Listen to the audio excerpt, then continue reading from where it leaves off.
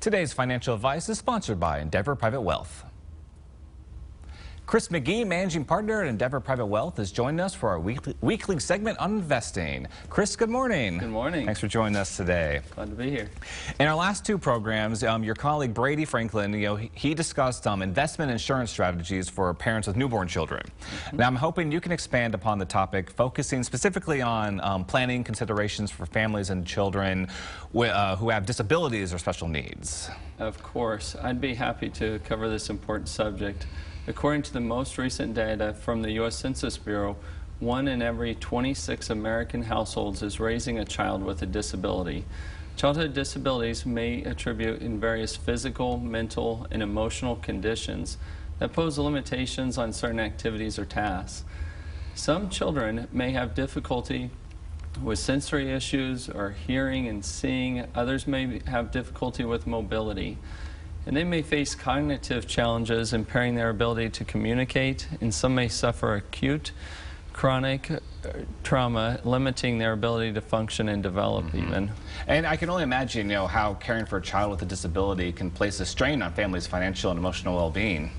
Yes, unfortunately it can, and that's why it's important for the family to identify, prioritize, and plan for their financial goals as it relates to the parents, the child with the special needs, and their siblings.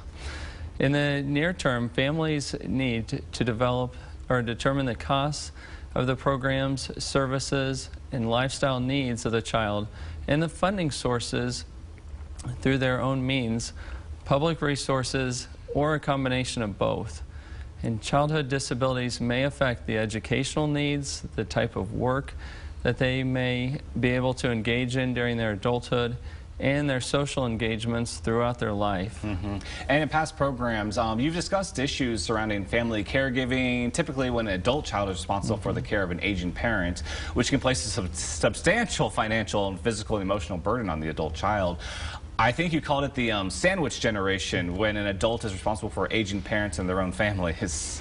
Yes, it's not easy. And studies have shown that families with a child with disability have a lower rate of maternal employment, a situation that may really strain the family's economic resources on top of the increased levels of stress, tension, and fatigue in the household.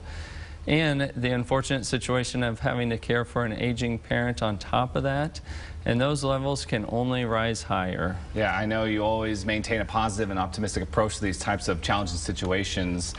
What do you recommend? Well, first, families with a child with a disability should sit down with a trusted financial professional and do a comprehensive assessment of their financial resources, investments, insurance, retirement goals, and estate plan, all of which will be influenced by the special needs of the child now and when their main caregivers are no longer able to do so. Public resources are available to families with children with special needs, but the eligibility and rules associated with them can be very complex and daunting. Therefore, I always recommend collaborating with a professional who is an expert in this field. Estate planning professionals should also be included in the process to consider the appropriate transition strategies. These may include the options available to children when the special needs child has reached their legal majority, prudent and compassionate distribution provisions for their parents' estate plans, and the creation of what's called a special needs trust.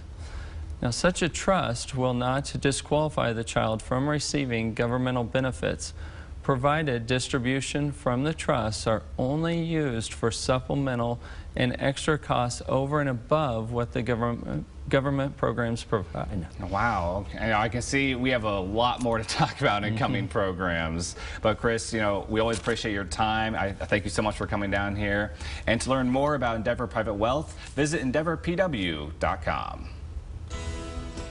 All right, we're going to take a quick break. Don't go anywhere. We'll be right back with more Fox 43 AM Live.